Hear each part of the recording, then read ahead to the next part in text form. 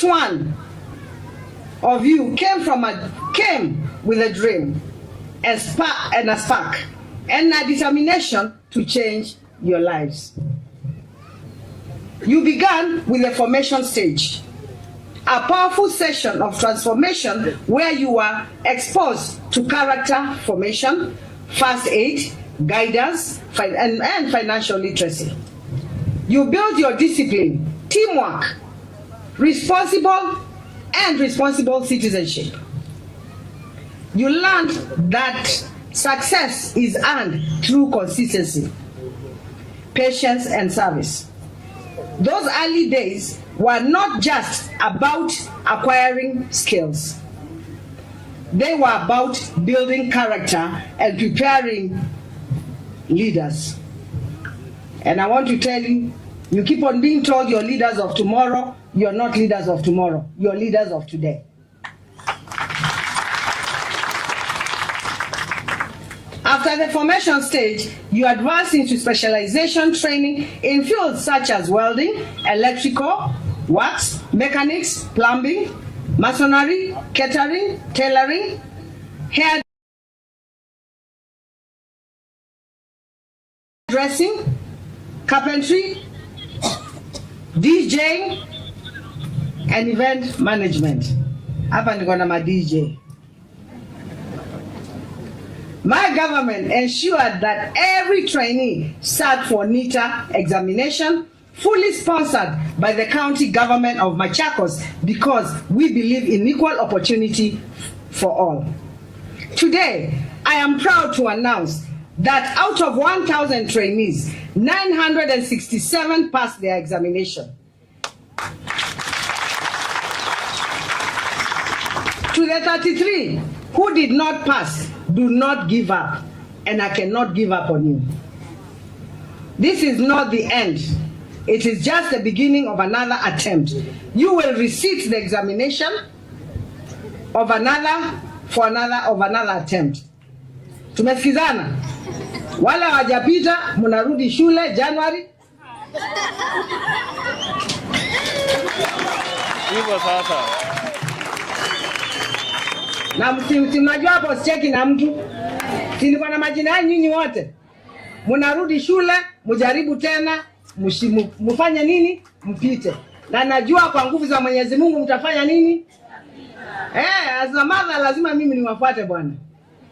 I told you I'm the biggest mother you have. Hawa wengine wananisaidia. Wakivuka pande mimi ndio mama. So, it is just the beginning, I've said again, of another attempt. You will resit examination, come back stronger, and succeed. Remember, failure is never final. Resilience is what defines winners. Niliomba kiti ya gavana mara mbili, sikupata, ya tatu nikafanya nini? So resilience is, during the training,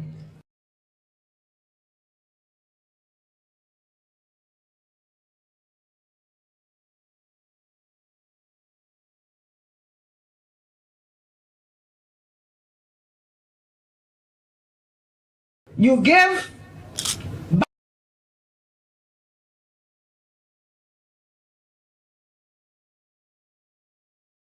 back to the community that raised you.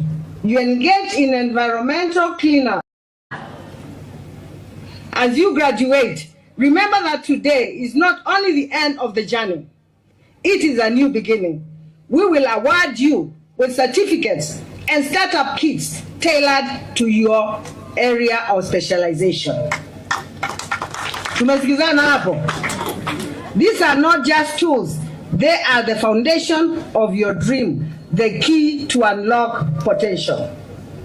My message today is simple but powerful. Take charge of your future.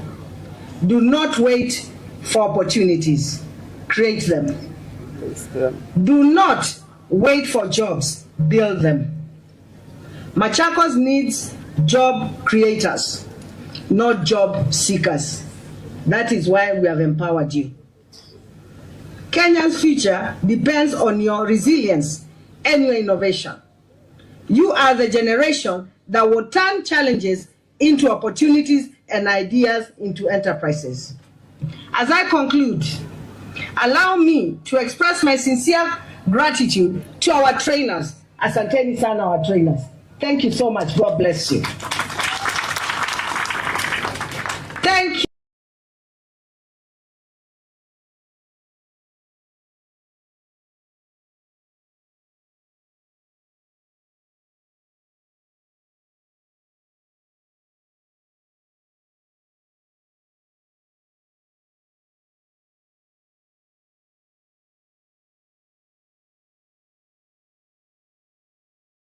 For your mentorship.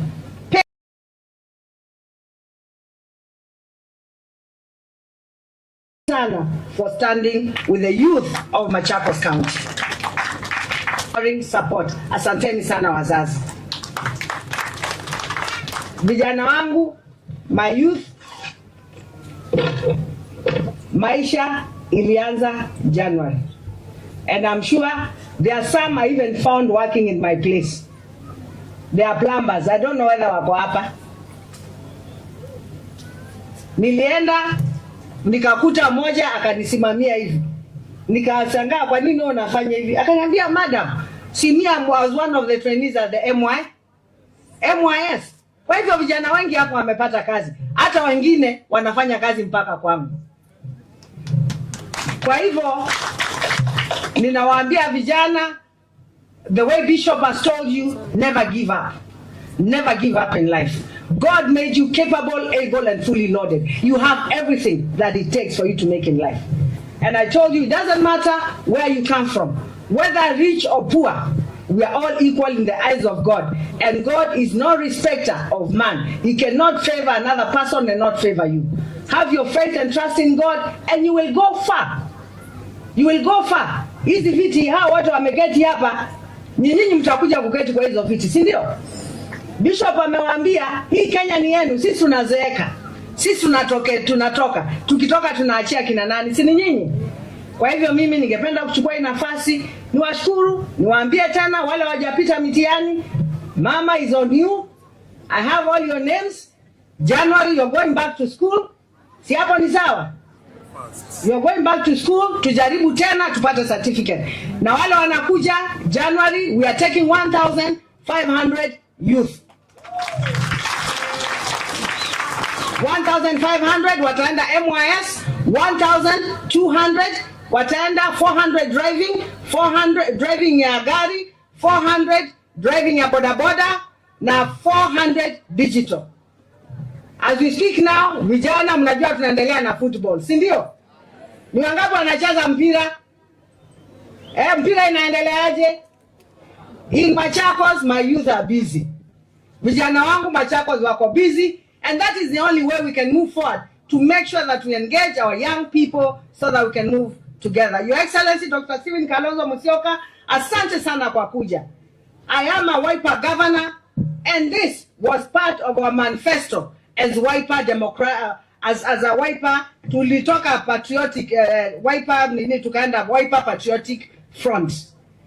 Hii ilikuwa manifesto yetu kuhakikisha tumeangalia vijana, and I hope Your Excellency nimetimiza moja ya ile ilikuwa katikati yetu ya manifesto yetu ya chama cha Wiper, because tulisema lazima tuweke vijana kipaumbele. Lazima tuangalie vijana wetu na tuwasaidie. Kwa hivyo asante sana Your Excellency Dr. Kalonzo Musyoka. The future is bright, and I know by the grace of God you will get what we want. And that is the 6th President of the Republic of Kenya. Mimi ni governor wa Wiper, na hapa ninafanya kazi kulingana na vile mkubwa wangu ameniambia nikae na vijana na nisaidie vijana. And I want to assure you, Your Excellency, I am a mother and a true mother, and I will take care of these children. Although saa ingine mama lazima akuwe mkali mtoto akienda kando kando, si ndio? Sio tu lazima mtaniachia nifanye kama mama. Mnasema wale wanakubaliana, inweni mikono. Kwa hivyo asanteni sana. I would like to take this opportunity, mkitoka hapa kila mtu atatoka na vyombo vyake, aende akaanze kazi. utatoka hapa na certificate yako.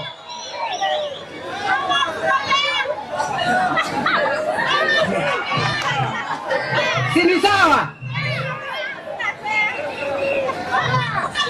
Haya, na fair. Nyinyi mnapenda kunichokoza. Simama amesikia? Simama amesikia? Sawa. Mnatoka hapa na certificate? La nini?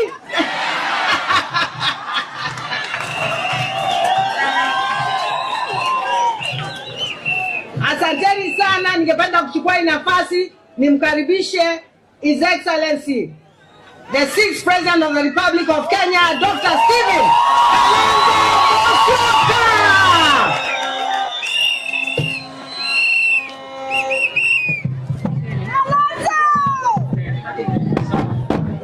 SKM. Thank you.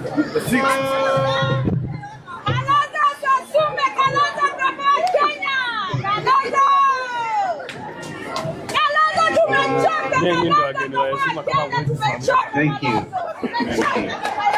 Wow. Thank you. Thank you. Thank you so much. Please tuketi, wale ambao unaweza kuketi tafadhali.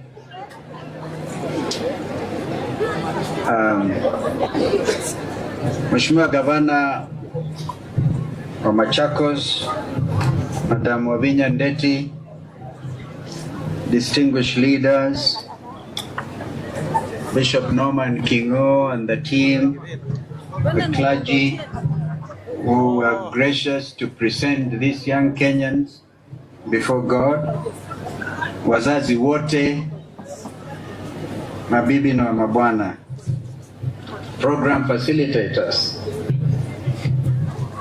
It is obviously a matter of good and great honor for me to stand before you today and to be able to celebrate not only your achievements, but also the success of one of Kenya's greatest transformations, devolution.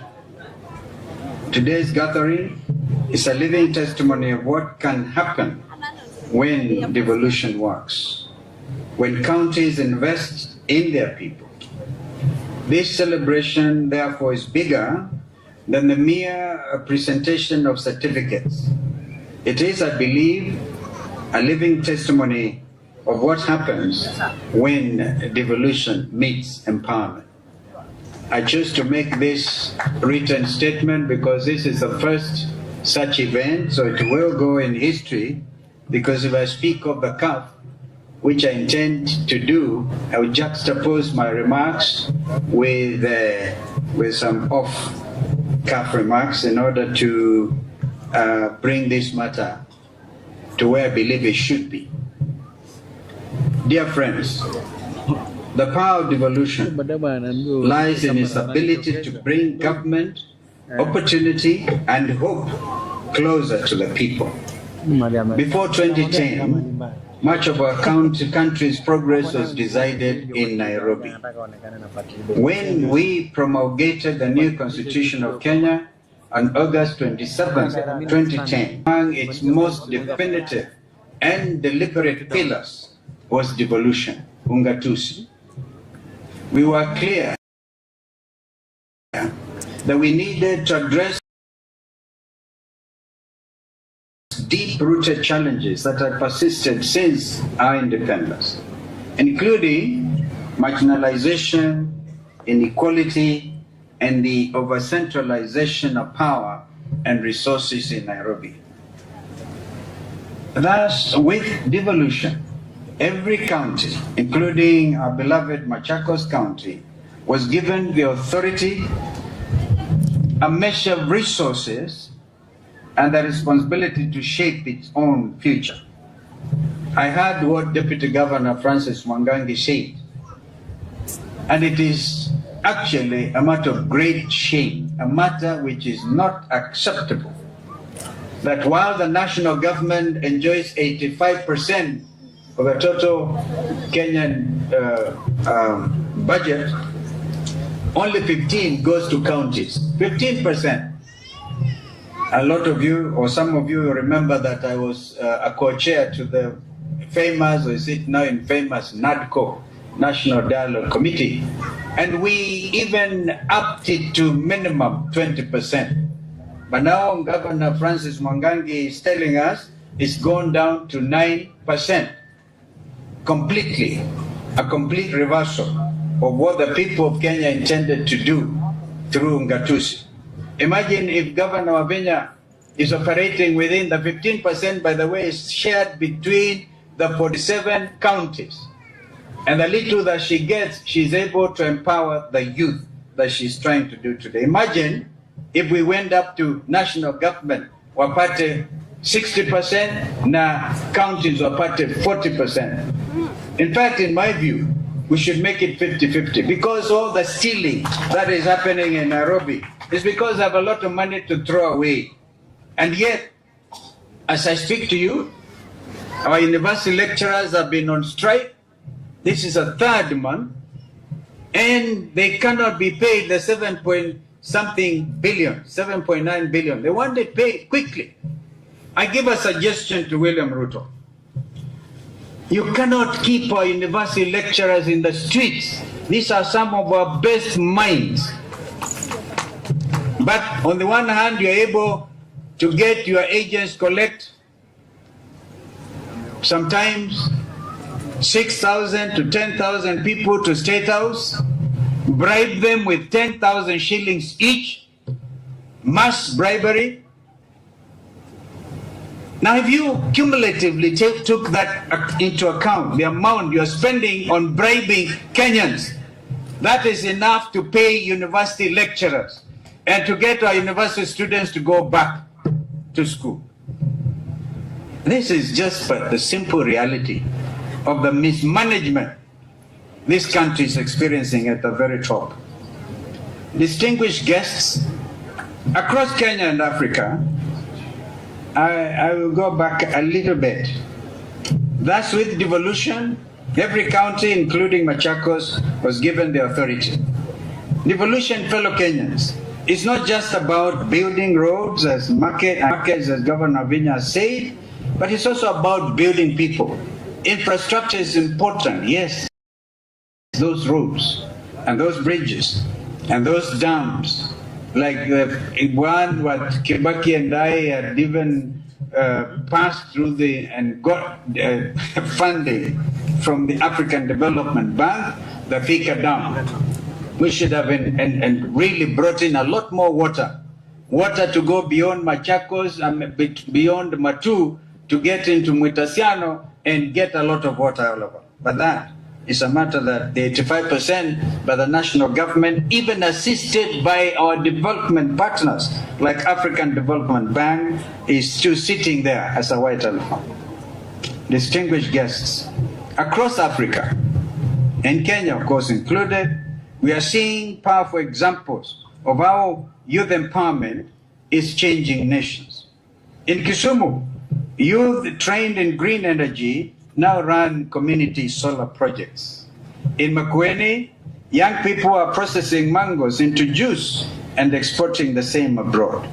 In Kajiado, just your neighbors to the north, to the east, youth groups are leading waste recycling enterprises, turning plastic into profit. Across Africa, in Rwanda and in Ghana, youth empowerment programs are producing digital entrepreneurs, innovators, and agripreneurs who are transforming entire economies. And now, right here in Machakos, through this program, 1,000 young people were enrolled and taken into a rigorous 21-day boot camp. Ladies and gentlemen, if this is truly devolution in action within the framework of a very small budget. And it's government working hand in hand with communities to unlock opportunity of the grassroots. This is proof that when you empower the youth, you actually end up empowering an entire nation. You are proof that when devolution serves the people, it transforms lives. to the graduates, this is time for some hard truths. This empowerment comes with responsibility. On 20th June 2024, remember, 29-year-old Rex Kanyike Masai was shot. We buried him at Kamudanga. Was shot and killed during what should have been a peaceful protest for opposing the Finance Bill 2024.